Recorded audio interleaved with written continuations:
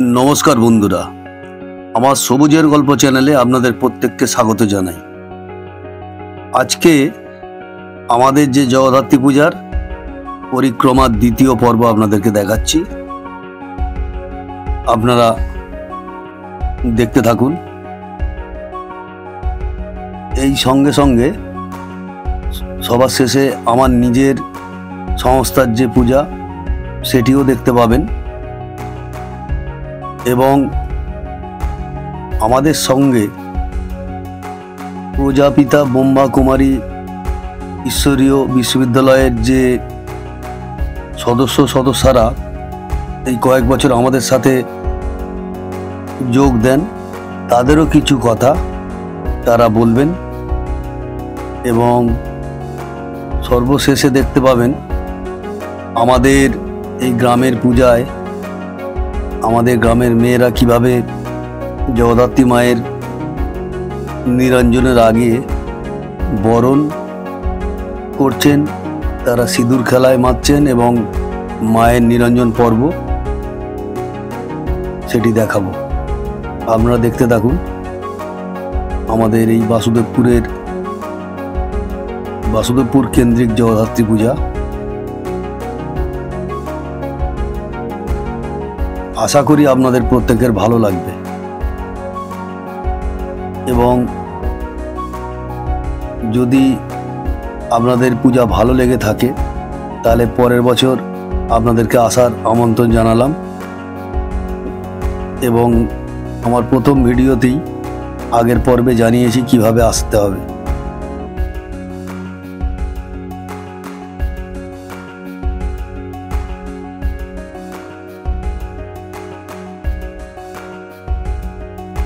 এই পূজাগুলি আমাদের প্রতিটা পাড়ায় পাড়ায় হয়। প্রতিটা পাড়াতেই দুটো তিনটি করে পূজা তো অবশ্যই আছে আমাদের গ্রামের মধ্যে, সেগুলি আপনাদেরকে ঘুরে দেখাচ্ছি। সব দেখানো সম্ভব নয় কারণ প্রায় 100-র মতো পুজো। আমি দুদিন ধরে যতগুলি যেতে পেরেছিলাম পূজা প্যান্ডেলে সেগুলি দেখিয়েছি, কারণ নিজের পূজা মণ্ডপ ছেড়ে বেরোনোটাও একটু মুশকিল হয়ে যায়। তারই মাঝে আমি মধ্যরাতে যখন লোকজন একদম কমে যায় সেই সময় করে বেরিয়ে আমি কয়েকটি পূজা মণ্ডপের ভিডিও তুলে এনেছি আপনাদের জন্য। চন্দননগরের যারা পূজা দেখেন তার সাথে হয়তো কম্পেয়ার কোনো মতেই করতে পারবেন না, কারণ চন্দননগরের যে বৈভব সেখানে যে প্রাচুর্য পূজার সাথে যুক্ত রয়েছে অতটা আমাদের এখানে হয় না ঠিকই, কিন্তু অসংখ্য পূজা হয় এবং আমাদের গ্রামের ছেলেমেয়েরা সেগুলিতে কন্ট্রিবিউট করে এই পুজোগুলিকে অনুষ্ঠিত করার জন্য। আপনারা দেখতে থাকুন।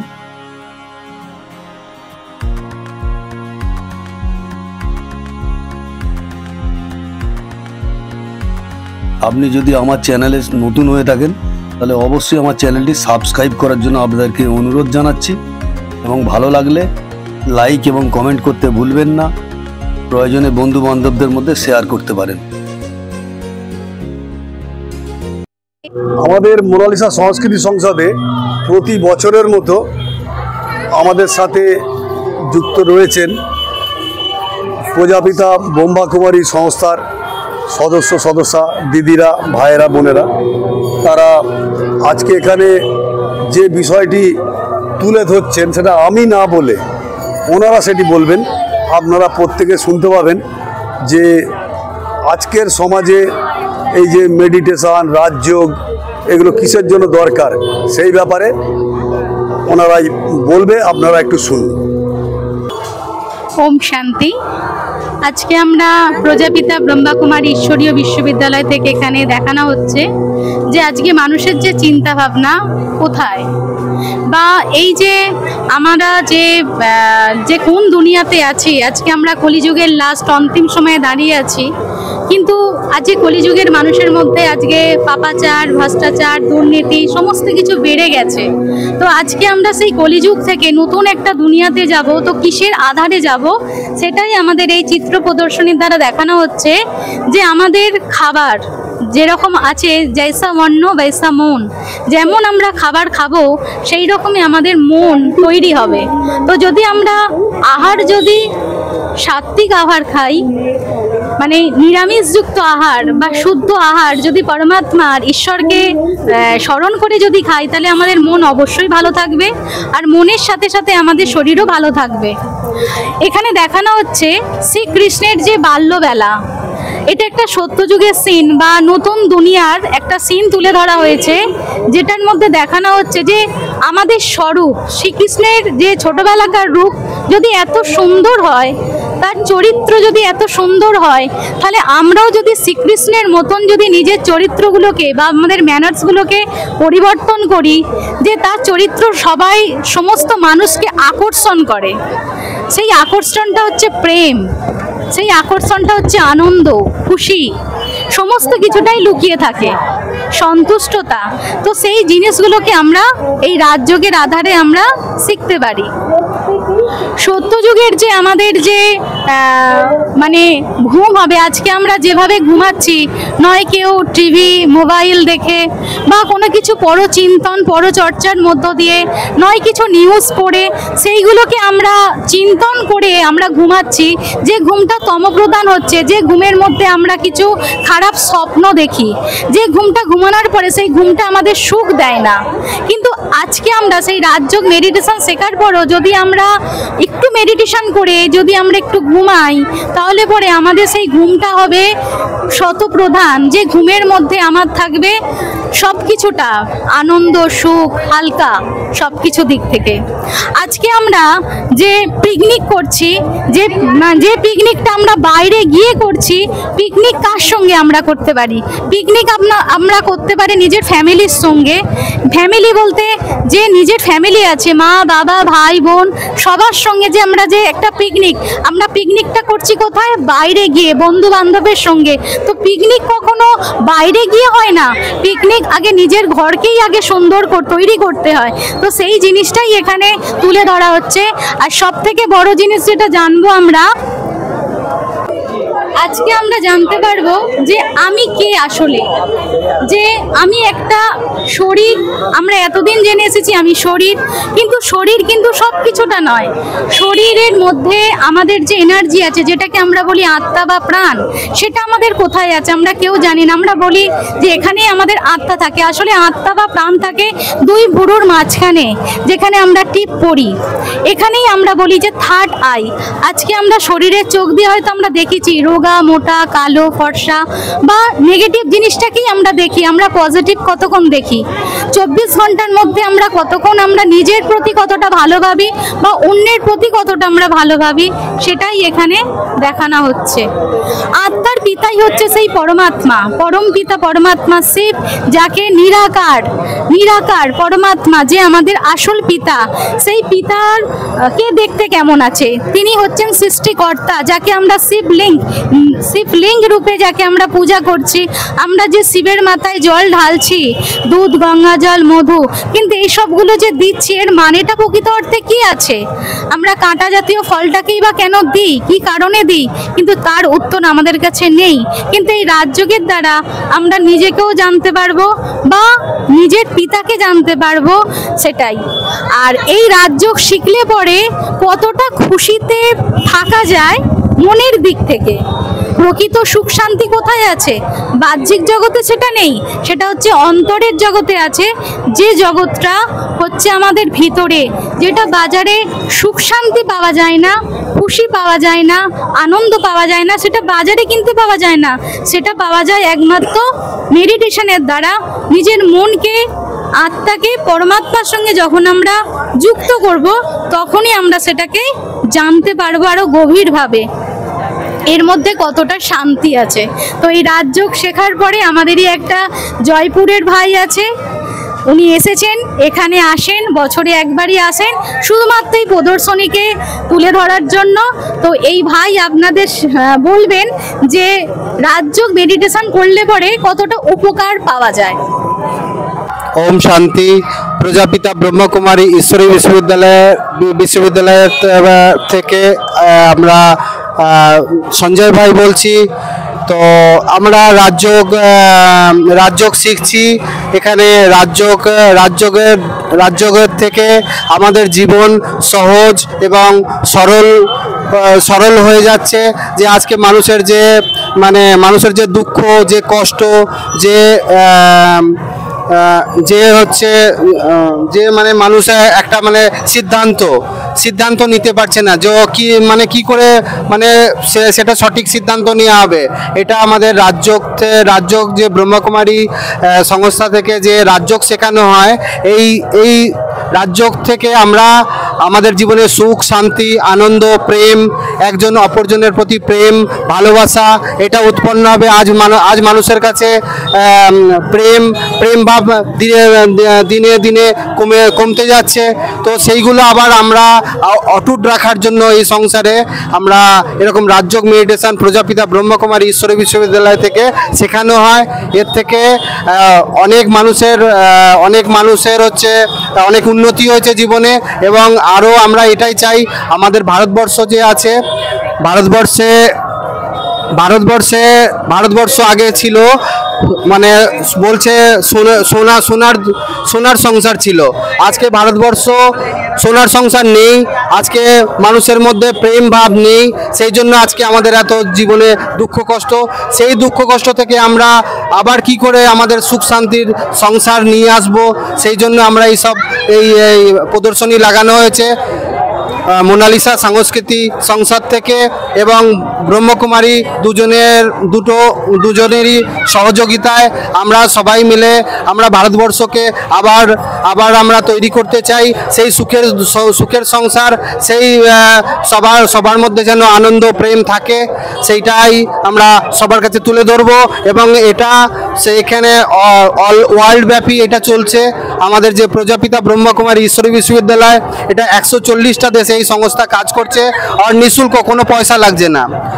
আপনারা এইটার প্রাপ্তি করুন এবং সবাইকে এর উপভোগ করান। এটাই হচ্ছে আমাদের মূল লক্ষ্য।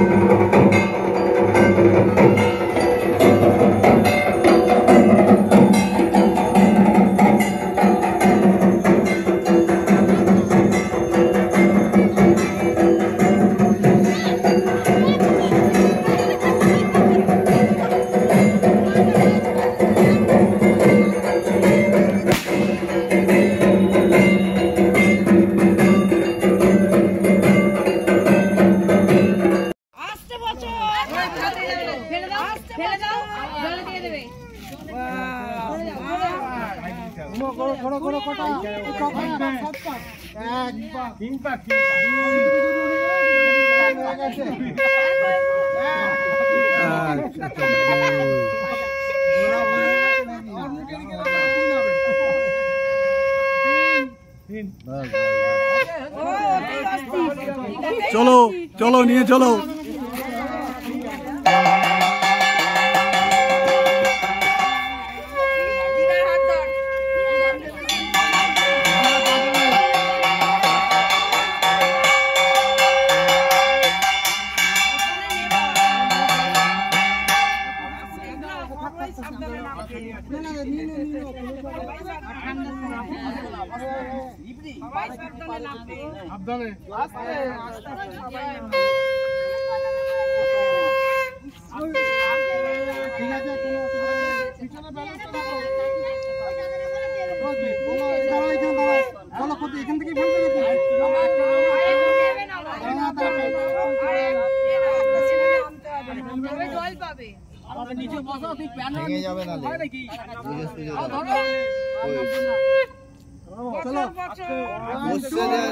জগন্নাথী মাই কি।